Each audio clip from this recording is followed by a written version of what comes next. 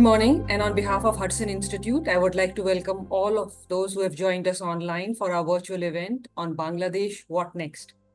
Bangladesh, a country of 175 million with a GDP of over 460 billion, is a geostrategically important country in South Asia. The United States is the largest foreign investor in Bangladesh, and the country is part of US-led Indo-Pacific strategy. In June 2024, 5 months after Bangladesh held its general elections, the country was engulfed with mass protests and upheaval. After weeks of protests and violence, then Prime Minister Sheikh Hasina stepped down and left the country, and the army helped install an interim government of technocrats led by Nobel laureate Dr. Muhammad Yunus. To discuss the developments in Bangladesh and their importance to US interests and the region, we are fortunate to have with us today an excellent panel. All of these are individuals who are well known, so I will not read their entire bios. However, I will introduce them for the audience.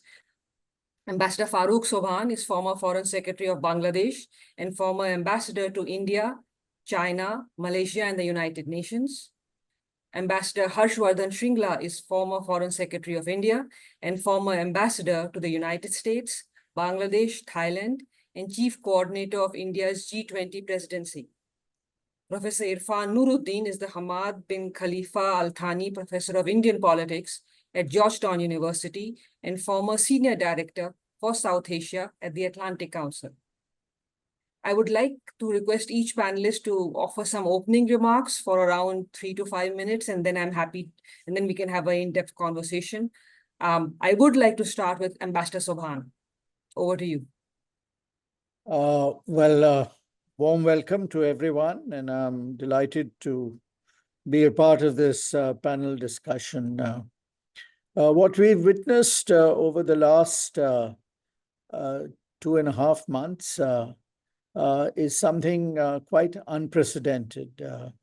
The student movement, the student revolution has created an enormous degree of enthusiasm across the country.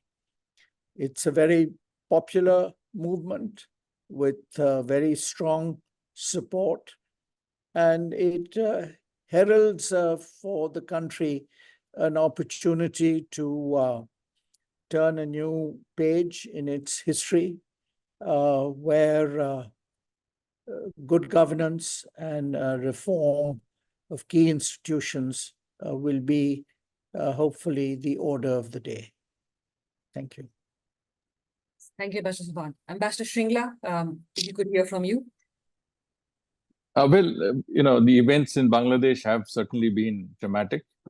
And in many senses, I think it really provides the opportunity for a fresh start. I think this is what Ambassador Farooq Sobhan has also, I think, just conveyed.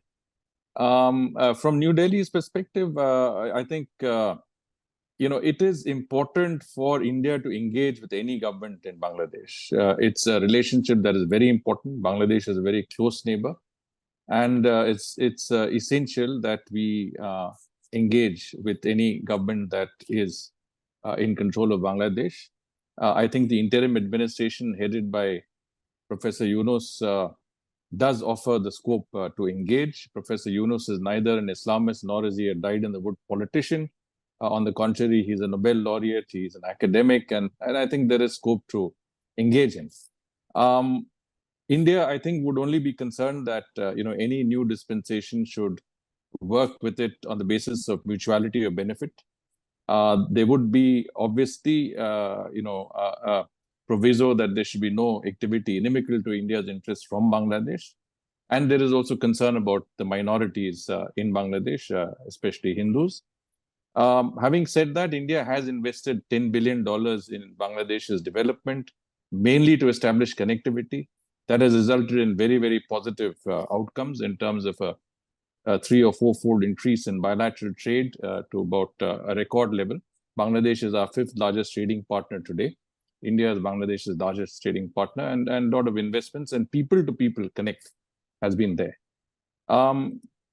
I think in the context today, there are 2 factors we have to keep in mind. One is at the political level, while the interim administration is in is in charge. There is also the military's role. There is also a role of the opposition parties, but also the role that Islamists play.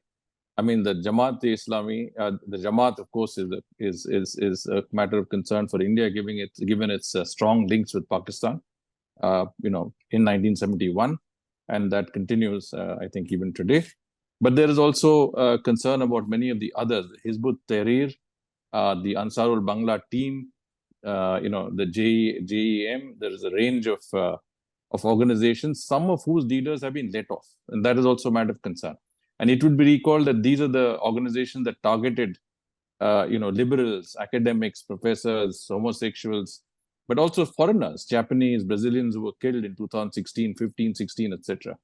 So this has to be, I think, kept in mind that, and of course, for us, a Bangladesh that is peaceful, stable, and prosperous is in India's absolute integral interest. And I'll leave it here and we can take the discussion forward.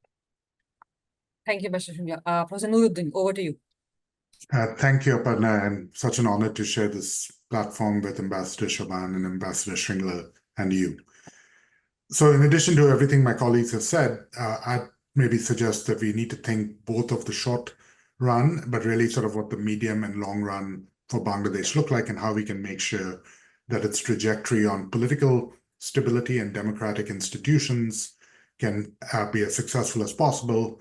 And I know we'll talk about it later in this hour, but really what the implications therefore are for economic development and economic growth in the country. So the first point is, this moment of enthusiasm, as Ambassador Sobhan put it, is real. And the question is how to harness it for the creation of longer-term stable institutions that have legitimacy within the society going forward. In the short run, with someone like Dr. Yunus at the helm, and because of the enthusiasm that the student protest has yielded, the government of the day has a lot of what I would call, and what I've called in a book that I wrote in 2016, contingent legitimacy. You basically have a honeymoon period where, everyone's excited, they're happy that they don't have the previous regime in power, that they deposed, and so this is a chance for you to put things in place. But honeymoons end, and eventually you have to get down to the business of reform, of governance, to meeting those pent-up demands and needs. The frustrations that led people into the streets in the first place don't go away simply because the focal point of the protests, Sheikh Hasina, is no longer in the scene, to the extent that the protests were driven by young people worried about long-term economic prosperity, where they're going to get jobs, right? A concern about reservations is linked to a broader concern about whether or not there are jobs in the private sector, right, as opposed to just in the government sector.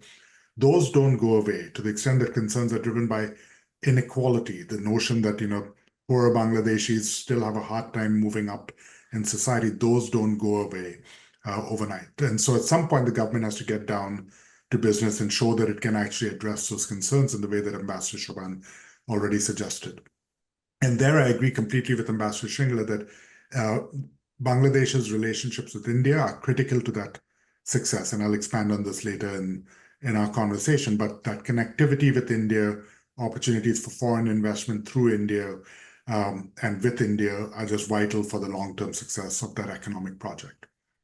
But if I then fast forward, say, 5 years, at some point, for democratic norms and institutions to succeed in Bangladesh, we also have to have legitimate competition for power.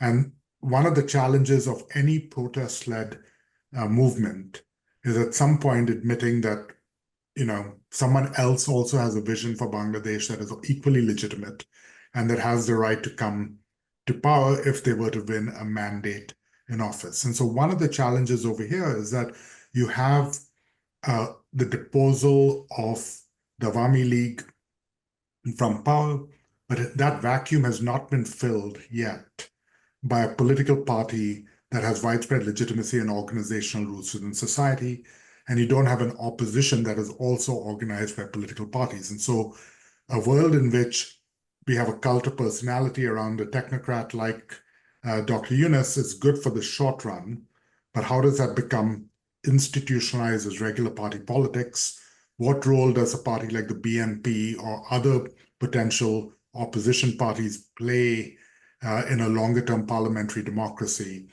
And so, without trying to be pessimistic, I do think that the roots of civil society, the roots of Bangladesh's adherence and the faith of the people in democracy is genuine and real, but that organizational structure that connects everyday citizens to government have to be invested in, have to be built, and that's pretty boring, to be honest. It's not as glamorous as talking about investment and trade liberalization and and all of that, but it really is about saying, how do we do this? How do we practice democracy on a daily basis going forward, recognizing that democracy is inherently oppositional? That's partly what makes it so unique as a governance system. We validate and we legitimize opposition parties and opposition voices.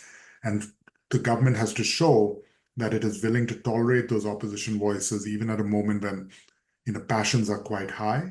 And if we can't do that, I worry that we're just simply kicking the ball down the road, right? A honeymoon period that ends, and then we're still dealing with the same challenges. And you don't have to look very far to Pakistan to see in many ways a poster child for a very broken party system that does not sort of legitimize opposition, that really has struggled with that, where the military and other forces pick sides at a particular moment, and then you get this really confrontational, ugly politics that leads to the breakdown of democracy. So I've said a lot, but hopefully that gives us some threads to pick up on in the conversation. Thanks, Irfan. I'd actually sort of, pick on some things that all of you have touched upon, but I'd like to start with the political part. Sort of, it's not the first time in Bangladesh that the army has had to step in, not the first time that an interim or a caretaker government has been formed. And sort of, if we look back in history, then it doesn't, it tells us that, many of these times when the military has stepped in, has been a longer period of military rule or semi-military rule, and then a caretaker government, and then back to democracy. So it's like a cyclical system. I guess, sort of, based on what Ambassador Sobhan said and what you said, Irfan, I'd like to come back to the panel and ask, starting with Ambassador Sobhan, what is different this time around that you think that it will succeed? Is it because it's a different generation of Bangladeshis who you believe sort of, will this time around they will be able to make a difference? Why do you think that this time around Bangladesh will go down a different path and the military will not sooner or later take over, or that the chaos from student-led protests converting into democracy, we haven't really seen that in many parts of the world. Unfortunately, the Arab Spring didn't really result in any positives. So I guess sort of my question would be, what is unique and different this time around in Bangladesh? Ambassador Sobhan, I'm going to put you on the spot. Well, I think the first point I'd like to really take up, Aparna, is this question of the role of the military and the reference that you made to a military takeover. This is certainly not a military takeover. This is a student takeover. I think the military's role in this was, to my mind, purely secondary. It's Dr. Yunus and the interim government that is in charge. The role of the army is strictly to support Dr. Yunus. It's not the other way around. I think we need to be very clear about this. The army chief takes his orders from Dr. Yunus and not the other way around. So I think what makes this revolution, this student-led movement different is the fact that it enjoys countrywide support and enthusiasm. But yes, what is this going to eventually morph into? These are questions which will need to be answered in the course of time. As of today, what is very evident is that the major role, even within the interim government, is being played by the students. They have been given enormous responsibility, both inside the interim government as well as outside. We know that there is an interest which has been voiced by the student leaders to launch their own political party. We will have to see how this develops. We will have to see how the students are able to respond to this role in authority, this role in government. There are a lot of questions, and I think these are questions which will have to be answered as we move forward. Would either Ambassador Shringla or Nooruddin want to respond or add on or to what was just said by Ambassador Sobhan? Well, I'm happy to take the thread from there. I personally think that the restoration of democratic rule is inevitable. It may take 1.5 years, as the army chief has said. It may take a little longer, but there will be elections, and there will be an elected government that would take over at some stage. And I base it on 3-4 factors. The first, of course, is demographics. I think 70% of Bangladesh's population constitute youth.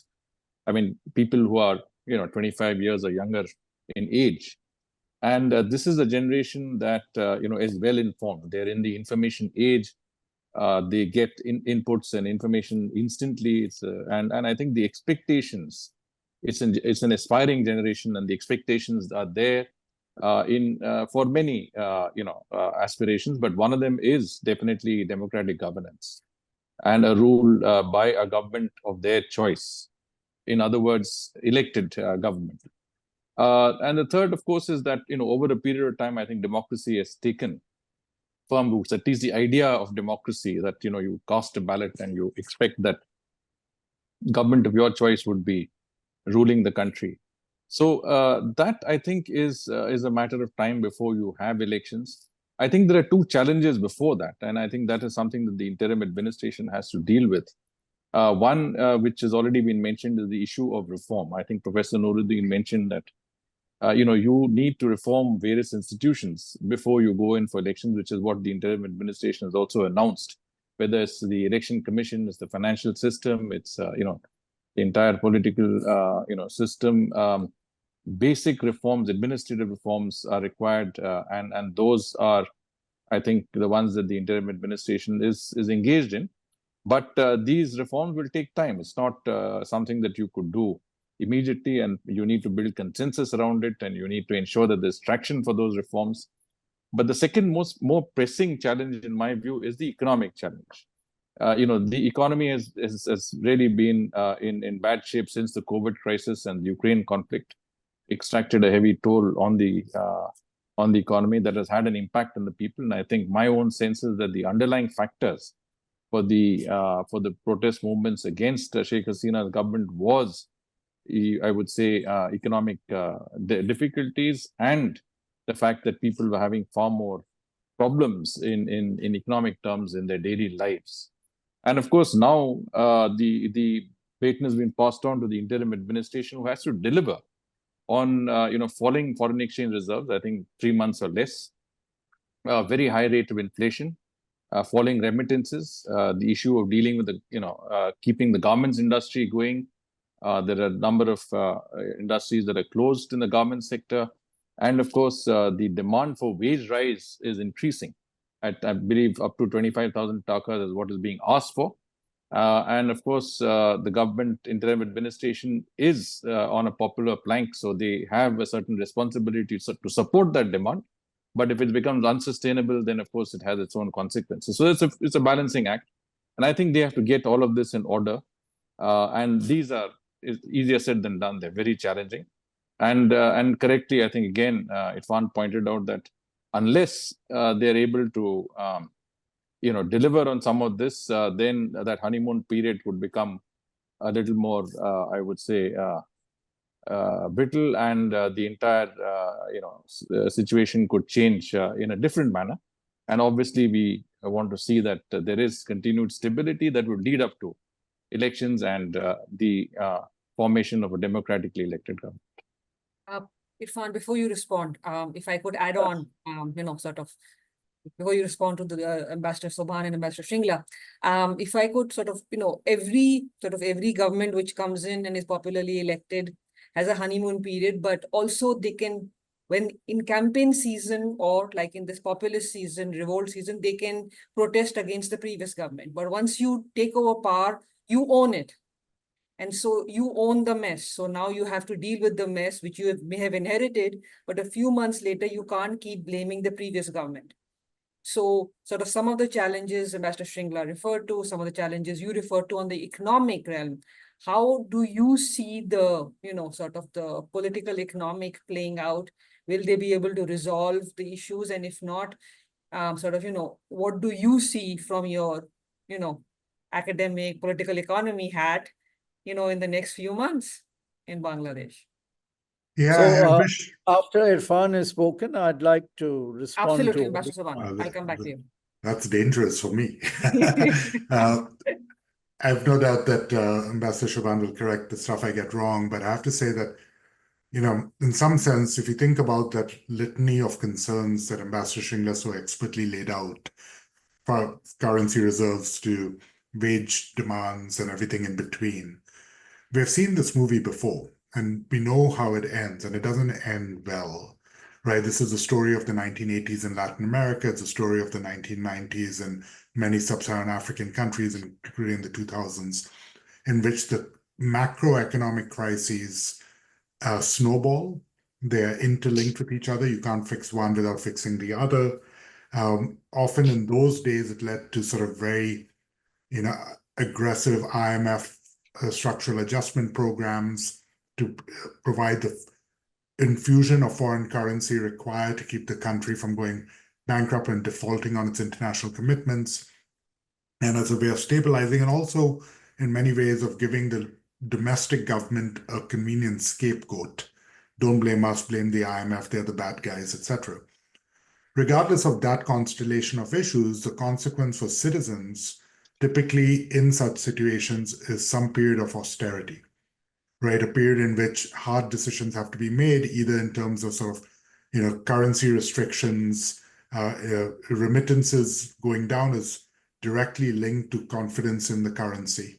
You're not going to send your money home if you think that the takas are going to get devalued overnight, and all your hard-earned earnings, whether from the Gulf or from the US or wherever else, is suddenly going to be half of it. You keep it at where you earned it and then hope that someday you can send it back when the currency stabilizes, right? It will hurt, the currency devaluation will help exports, but it completely hurts imports, which leads to all sorts of domestic inflation and stuff. So the point is that, any solutions over here necessarily require choices that in a very political economy academic term we call distributional consequences, right? Some people are going to be better off, a lot of people are going to be worse off by any one decision.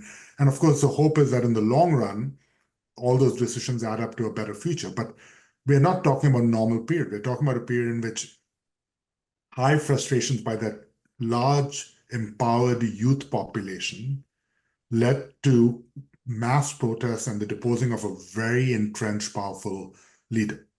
That has been replaced by an interim government that carries a lot of legitimacy, but is on a populist flank, and so is also therefore vulnerable to the same exact forces now from people who are like, we trusted you to do this, what happened? So if you look across the pond to England and you see, Keir Starmer's popularity ratings, I mean, as a case in point of what you just said, you can blame the previous government all you want. At some point, it's your problem. And he's gone from resounding majority for Labour to having one of the lowest, approval ratings for Prime Minister within 2 months of being elected in a long time. And that doesn't mean you can't fix it, but it does mean that, your room to maneuver, your political capital to be spent diminishes quickly. So I do think the one thing is really whether or not this government is capable of building broad consensus for some of the really difficult choices that it places ahead, right? What would be an all-party kind of platform that could be negotiated or agreed upon? How do you bring the trade unions on board to see what concessions they might be willing to make in order for some sort of guarantees future? What would the business class be willing to give up in order to make this work? But also, I really think we have to think about the political figures. And, one of the things that's kind of hiding in the wings right now of our conversation is what the future role of, let's call them the Islamists in the society is going to be. So from India's perspective, and maybe even from the Bangladeshi perspective of a particular stripe, keeping them out of power is the imperative, right? We want to secure long-term stability of a government committed to secularism and to broad democratic values. But those parties have their own stable base of support and really are capable of exploiting crises, right? That Western imposed austerity program plays well to that set of people. Can you bring them into the coalition, at least at the level of conversation, at the level of consensus building early on? If not, if you keep them out of the room, they are ready to pounce on all the missteps, all the weaknesses that happen. So again, not particular optimism. I do think you have some of the brightest economic minds in the world working on these questions in Bangladesh, both within and from outside. So the notion that there are answers is not the question. I'm a political scientist. For me, it's not that whether we have economic answers, it is that those economic answers have political consequences. And if you just impose the economic answers without really thinking about the long-term political consequences, the bargain unravels in ways that are not good for anybody. So I think we got to think about it interlinked in that political economy kind of way. Thanks, Ambassador Sobhan. Ambassador Sobhan. I should certainly emphasize the fact that there is recognition of the many challenges we face. On the economic front, I should say that 3 or 4 positive developments have already taken place. The first is we now have an extremely experienced governor of the central bank who, in a remarkably short period of time, has succeeded, at least for the time being, in stabilizing the Bangladesh taka exchange rate. So we now have a situation where the official rate of exchange and the curb market, or the so-called open market rate, are virtually almost the same. This has not happened, as far as I can recall, in the last several decades. So this in itself is quite a remarkable development. I should also add that in the last month, there have been new records established in terms of the quantum of remittance that we've received. Year on year, it's a 24% increase in remittance flows coming in through banking channels. This in itself has been quite a remarkable achievement, and we hope that this will continue because it certainly provides a boost. Yes, as far as our ready-made garment exports are concerned, there have been some challenges. We did have some problems in a number of factories which were shut down over the last few days. The government, the unions, the factory owners, the garment manufacturers all sat down together, and they have reached an agreement in terms of the demands put forward. I think the unions and labor had put forward an 18-point set of demands. These have all been met. The factories are now all open and working. In any case, out of some 4,000 garment factories, the number that had been shut down during this period in the region of 40 to 50. Mind you, some of them were well-known factories, so it is good that they're up and running again now. That's not to say that this is not going to be a problem in the future. These are one of many challenges that have to be addressed. The macroeconomic indicators do present some causes for concern, particularly the rate of inflation. But we are hopeful and confident both in terms of the rate of the inflation rate as well as our reserves. We expect to see a significant improvement over the next 6 months. Yes, the estimated growth rate has been revised from what was 5.7, 5.8% to now 5.1, maybe 5.2%. There will have to be a certain amount of belt tightening, but at the same time, we do know that following the multiple meetings that Dr. Yunus has had in New York, including with the president of the World Bank and the managing director of the IMF, as well as with other financial institutions. We are now looking at an enhanced $8 billion support package, which should help the economy. I fully appreciate the fact that elections must be held, and I'm confident that they will be held. What Dr. Yunus has said is that fundamental or central to the lead up to the elections will be the reform process.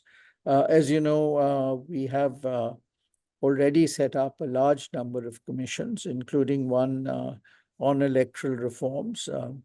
This is in addition to commissions on judicial reform, police reform, administrative reform. There will soon be, my understanding is, a commission on banking reforms, on labor reforms, on reforms required for the economy, and so on and so forth. So it's expected that in the next 3 months, the committees that have been set up, the commissions, will come up with their recommendations. And then the challenge is, of course, going to be in implementing these recommendations. Yes, another very important point is the ability of the interim government to bring the different stakeholders together to develop, if you like, an agreed plan of action insofar as the lead up to the elections are concerned. It means bringing in the political parties, bringing in the students, bringing in the private sector and other stakeholders. So these are all formidable challenges that will certainly have to be addressed. But as of now, I would say the mood is still one of enthusiasm and hope about the future. As I'm sure all of you, in particular Harsh, would recall from his own stay here, we did go through a difficult period, particularly in terms of issues such as corruption. That's in fact one of the major challenges that the current interim government has to deal with. The fact that at a conservative estimate, some $100 billion plus was taken out of the country. And there is now a concerted effort on the part of the government, with the help of a number of our partners abroad, to try and see how we can recover some of these assets, which would certainly provide a major boost to the economy. But tackling corruption and addressing, some of the legacy issues of the 15-year rule of Sheikh Hasina will have to be addressed. Human rights, freedom of the press, and so forth. Thank you, Mr. Sobhan. I'm mindful of time, so I want to make sure that we discuss a few other questions before everybody has to leave. Yes, the sort of a country which both Irfan as well as Ambassador Shringla mentioned right at the beginning is Bangladesh's, I would say, largest neighbor, and that is India. Sort of relations are currently, strained, I would say. They are sort of, relations are good. No country can escape its geography, as we all learn. And so sort of, relations will improve. But I guess my question it's a twofold question, and I'd like to start with Ambassador Shringla. How does India view the sort of, you discussed this in your opening remarks, but how does India see the sort of, the short-term and long-term implications of the recent events in Bangladesh on India-Bangladesh relations? And sort of, what are some of the sort of, issues or the areas where India could help the interim government, or sort of, because India is the largest trading partner. Over the last decade or two, India has really built its regional connectivity with Bangladesh, and then from Bangladesh onwards into Southeast Asia. So, there's a regional connectivity part to it. There's a security aspect to it. There's an old, sort of very old civilizational and cultural aspect to it. Ambassador Shringla, if I could put you on the spot. So, there have been contacts, with the interim administration soon after Professor Yunus took over. Prime Minister Modi spoke to him over telephone. And subsequently, in the margins of the UN General Assembly, External Affairs Minister Dr. Jaishankar also met his counterpart in New York. So there have been some exchanges at the leadership levels. I think as far as India is concerned, it sort of, we are waiting and watching the situation. In other words, we're seeing how this evolves. There is, still, I think some clarity has to come in terms of, who's fully in control, whether the position will evolve further. I mean, I do agree with, Master Sobhan, Farooq, when he mentioned that the interim administration is completely in charge, and we would like to deal. I mean, any government would like to deal with one authority or one administration. But there's still a little bit of uncertainty as to how things are going. And as I said, there are many actors, those who are, formal interlocutors and those who are there behind the scenes. And I think it's important to get a better sense of those who are behind the scenes. And I think that is important. But again, I reiterate what I said at the beginning. I think it is very important for India to be engaged with any government and any administration or authority that is in control in Bangladesh. Ideally, we should work with all concerned. I mean, as many as possible, and those, especially those that we can actually, share common sort of ideologies with. And of course, as you mentioned, I mean, there's so much at stake. There is the entire, issues of people to people connect. There's a civilizational connect. There is a, very fast growing trade and investment ties. A lot of the raw materials for Bangladesh's garments industries go from India. Cotton yarn, textile machinery and equipment. And a lot of the commodities that is required in Bangladesh, including things like onions, vegetables, etc., also go from India. And it's important to keep, that two-way flow going, because any disruption in normal activity, and I'll put power and energy, because you have to remember that India supplies about 20% of Bangladesh's power today. And of course, there is also the gas pipeline, the energy pipeline that supplies high-speed diesel from Siliguri to Parbatipur. And so it's important to keep those going as well. I think we would like to see, a resumption of normal, I would say, activities, including developmental assistance, projects, everything else, and certainly a level of stability in the government. One lacune is, the lack of policing, because from what we understand, the police force, very few of the police force are actually returning to power. The army, which is why the army is being given magisterial powers in the absence of the regular police force, and the army is not a policing force, so they're not used to, maintaining law and order. And that has opened up the scope for vigilante justice, for mobs to be active for, attacks against certain interests, including minorities. And I think all of that has to obviously settle down. And as I said, I mean, again, to re-emphasize, a stable, peaceful, prosperous Bangladesh is in India's best interests. And I think we have to do everything possible. And you said, what can the Indian government do? And I think as we increase our engagement, and India would be definitely forthcoming and willing to work with the interim administration in any manner that can help, the people of Bangladesh in this current situation. Thank you. Dr. Sobhan, would you like to add your remarks? Yes, certainly. I think Dr. Yunus,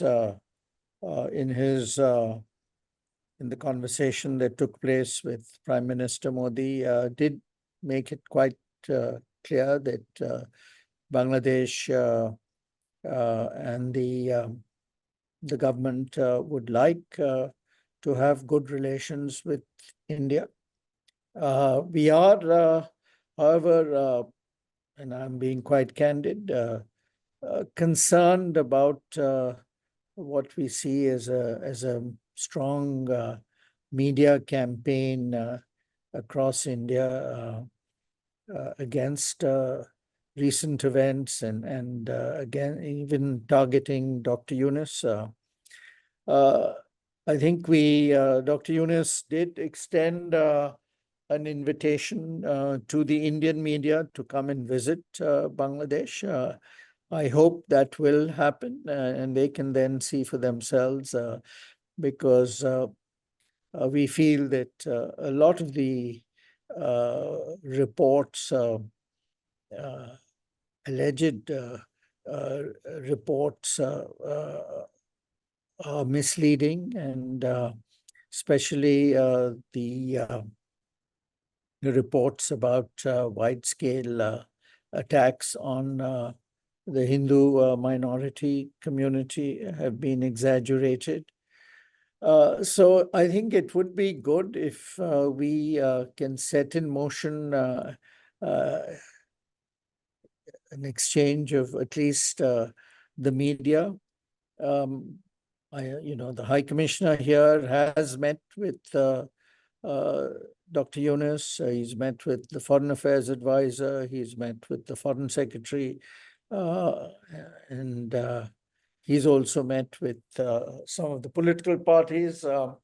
So we would like to see a return to picking up the threads of what I certainly believe is an extremely important relationship for Bangladesh, the relationship with India. We do have, of course, a a problem which Dr. Yunus has raised, which is the presence of Sheikh Hasina in India, and certainly as the legal process moves forward, there is a view about the whole issue of accountability. So this is a subject matter that will at some point have to be addressed. It's so we do have in the relationship also some challenges. As you know, Dr. Yunus was hoping to meet with Mr. Modi in New York. This did not happen, but we hope there will be an opportunity for them to meet.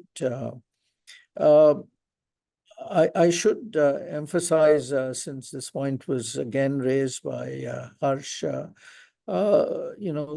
it is the interim government which is in charge, and it is the interim government that is formulating policy, particularly when it comes to foreign policy and foreign relations. There are no sort of extraneous elements outside the government that are, as it were, carrying out a parallel foreign policy. Yes, we have reached out to the Bangladeshi diaspora abroad. We are getting quite a lot of support, particularly from Bangladeshi Americans and others in the diaspora. I think that's important, particularly in terms of bridge building with a number of countries. But this support is very much focused in backing the actions of the interim government. So I'm confident that in due course of time, we will move forward in our relationship with India. I'm certainly a strong advocate of that.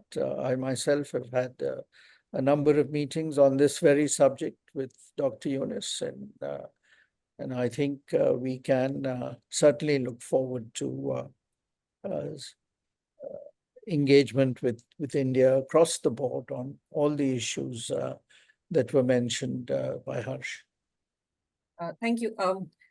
Sort of, since we have around 10 minutes left, what I thought I would do is I would like to draw on some of the strands and focus a little more on the foreign policy aspect. We've talked about India, we've talked about United States. We haven't talked about another country, which is the largest trading partner of every country in this world, and which is India's neighbor, and Bangladesh is also in many ways China.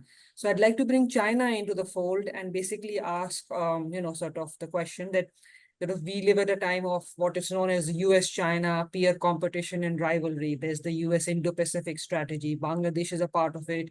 India is one of the countries. China and Bangladesh have very strong relations, economic relations. Bangladesh is part of the BRI, the Belt and Road Initiative. So keeping all that in mind, historically, most countries have tried to balance between United States and China. Bangladesh has always balanced between India, China, and United States.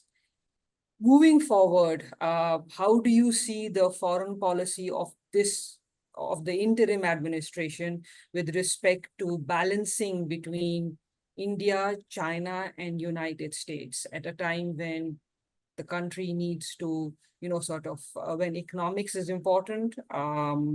India is the largest trading partner, but China is a prominent trading partner, and remittances come from the United States. How is this balancing act going to take place, and how is the interim administration going to do it? Irfan, you get the first. Thank you, Aparna. Obviously a great question. I think in the short run, the interim government and whatever government is elected, hopefully in a year and a half, has very little flexibility to really play games with these parties. They need all of them in order to get the economy going in the right direction. And I think it's in the interest of all of Bangladesh's friends not to allow narrow geopolitical considerations from interfering over them, right? As you point out, while the US and India have genuine and arguably warranted concerns about China's ambitions and all of that, we continue to trade extensively. Both countries continue to trade extensively with China. So why shouldn't Bangladesh be able to do the same? The bigger question, I think, arises when through BRI or through other things, China offers to invest in critical infrastructure within Bangladesh, whether that is helping shore up its electricity grids, investing in ports, investing in roads and highways.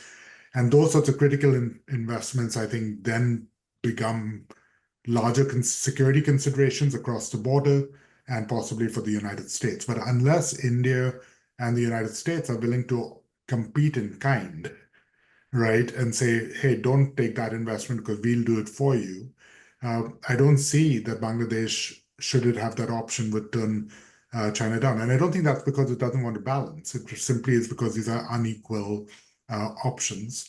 And the simple truth is that if you look at what's happened in Africa and many other parts of the world, China's willingness to sort of invest in very large-scale infrastructure projects through AIIB and through bilateral investment outstrips what India and the United States have been willing to do, especially at a government-to-government kind of level. So we do need to think about that. I do think one thing, at the risk of being overly provocative just when we're wrapping up, I think India really has to think about what the long-term strategic all of Bangladesh strategy is. I think a very legitimate concern is that at the domestic level, at the popular level, the relationships have really frayed and deteriorated. So, Ambassador Sobhan and Ambassador Shringla demonstrated why they rose to their respective countries' top diplomatic posts, right, in their answers about that. But I don't have to be diplomatic. So I would say that media campaign that Ambassador Sobhan talks about is an ugly one on the India side of the border right now. I've spoken on a couple of the panels and been absolutely shocked at how stringent the whole strain is. This has been anti-Hindu, it's Islamists coming to power, right? Sheikh Hasina was a friend of India, this is going to be bad for India. And I think we have to figure out how to move past that. And I think government leadership, the PM's leadership on that is very important to signal that our relationship is with Bangladesh, not with a particular leader at a particular moment in time. And yes, any government has preferences about who comes to power, right? Because we know we can work, we know the interests are aligned. But if those seem to become overt, such that we are seen as putting our fingers on the scale in an undue manner, it breeds resentment that could backfire in the long run. There's no question that Islamist parties and Islamist forces in Bangladesh are getting lots of material coming out of Indian media to essentially say, these are the same people who supported Hasina, and now they're talking about this. And the worst case scenario for India, given what we think India's preferences are, would be for anti-Bangladesh rhetoric to be mobilized and weaponized by the Islamists such that they begin to get power as well. So I think there's a short-sightedness often to the rhetoric engaged, not at the government level, not at the High Commissioner level or the PM's level, but in the popular media, that we do have to hope will be reined in. And a symbolic visit and meeting between the PM and the new leadership that makes clear that India is committed to Bangladesh as a country, I think would go a long way in diffusing some of that rabble-rousing that we're seeing over there. So, and the final point, and then I'll close, is that, with much concern for any attacks on minorities in any country in the world, I think that line of criticism that was been offered consistently by India, including by Dr. Jaishankar on the floor of the Lok Sabha of Parliament, saying, we are concerned about the attacks on Hindus, we're monitoring this, is unfortunate framing. Presumably, India is equally concerned about attacks on any Bangladeshi citizen who's innocent, right, by mobs. It's not just because they're Hindu. At the end of the Hindu victims of that violence are Bangladeshi citizens first and foremost. They're not Indian citizens. And so the notion that we've got a concern about certain Bangladeshis more than other Bangladeshis is an unfortunate impression to create. Again, please don't get me wrong. I'm not saying that's what it is. I'm just saying that the choice of words at this very volatile moment have to be carefully chosen so that we are just really over and over making clear to Bangladesh that we are here for you through thick and thin, long term. Otherwise, the alternative of China becomes more attractive to certain elements in the society, and that I think again, long term strategic from a strategic consideration leads to a backfiring that I think we come to regret. Thank you. Ambassador Shringla, any remarks, closing remarks? Well, I mean, if you look at, China, the United States, and India as three countries that have, a relationship with Bangladesh. The relationship with India, of course, has been historic, but there's been a continuum from 1971. China's involvement has been greater in more recent years. I think it's 2017 that when President Xi Jinping came to Bangladesh, he talked about a $23 billion loan, soft credit extended. The United States has not taken that much interest in Bangladesh. I think it is only now that we see a very strong connect between the United States and the interim administration and the current dispensation. The fact that President Biden met, Professor Yunus, which is essentially after 35 years that head of state or government in Bangladesh is meeting the US president, formally, separately on a standalone meeting in this manner, I think is quite telling. But the point that we have to keep in mind is that, has the great game come to Bangladesh? And if it has, what are the implications? I think that ground has suddenly become far trickier than it was before. And I think we will have to wait and see how that progresses. Now, coming to India's role, I think India has also been a very strong developmental partner of Bangladesh's. In the last 10 to 15 years, we have invested $10 billion in Bangladesh's development, essentially, to strengthen connectivity and strengthen developmental initiatives in Bangladesh. So again, infrastructure has been a high priority. But the point is that it also means that you're creating interlinkages which can sustain you. There is a synergy there that you're creating that will sustain you irrespective of governments of the day. I mean, I think the motive behind a lot of the efforts that were made, after 2010 were to ensure that, you're immune to the vicissitudes of politics and governments in either country, that you create a relationship that is, so strongly interlinked and interdependent, especially economically, that, the relationship carries itself forward, and that you generally, minimize the level, then the role of governments in, factoring a strong or a weak relationship with India. So that's been the effort. So that again, we have to see whether that is bearing fruit or not. I personally think that, it is today absolutely in the best interest of any government in India and Bangladesh to work with each other, to establish a strong, good working relationship, and to look at it as a win-win situation. I think that's very important. And where the interests of the people of both countries come first, and I think that is kept in mind, we should be able to succeed there. And of course, I think, as far as government is concerned, the reference to minorities, I think, has been very careful. I think the priorities have been restoration of peace and stability. This is after 5th August, law and order, and basically, protection of minorities, including Hindus. And so, from that perspective, I think it is, you're talking in very generic terms. Hindus are relevant in the Indian Parliament because of the public aspect of it. It is not a message to Bangladesh, but more an internal message that, you are messaging and you're in touch with the government and the interim administration on that account. And President Yunus also mentioned this in his conversation with Prime Minister Modi and subsequently. So I think it is natural that you talk in those terms, but it is not supposed to be discriminatory against anybody else who's at the receiving end of, the lack of law and order or any situation, that the vacuum that arose at that stage. So we are optimistic, and let us see how. I mean, when I say we, I'm not talking about the government, but I'm saying generally the sense is optimistic that we could do something. And public sentiment. First, the media in India is not homogeneous. It is certainly not government controlled. If government tells them to do something, they probably do it the opposite way. But as the dynamics change, sentiment will also change. So I think we have to be optimistic in that regard.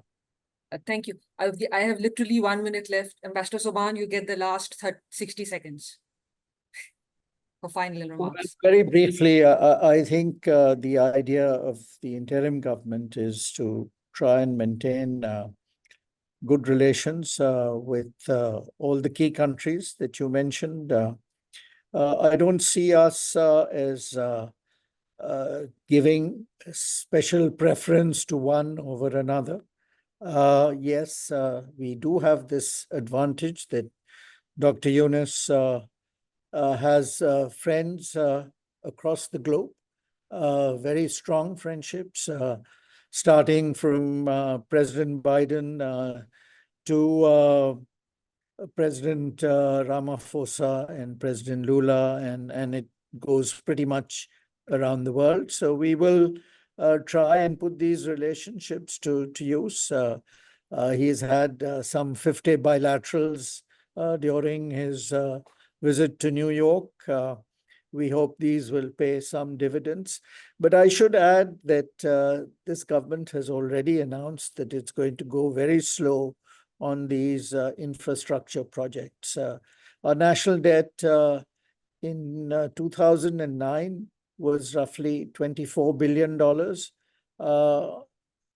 At the time of Sheikh Hasina's exit, it rose to $100 billion. So we need to factor in that this is also an interim government. So they're going to avoid any large-scale projects. I think that's very clear. But we will certainly try and reach out to all our friends. I think one point I should make in closing is we're aware and conscious of India's concerns, particularly in regard to the use of Bangladesh territory acted in any way against India's interests. I don't see that happening. But we would also like to stress that it is important that we respect each other's concerns as well as what happens domestically. India is very allergic to comments being made about internal affairs within India. I think this should be reciprocal. I think I see good prospects for our relations as we move forward. Mutual respect, mutual benefit is, in my view, going to be the key guiding principles in our relationship with India, but also with the rest of the world. Thank you. Thank you so much, Ambassador Sobhan, Ambassador Shringla, Professor Nooruddin. It has been a wonderful conversation. Thank you so much.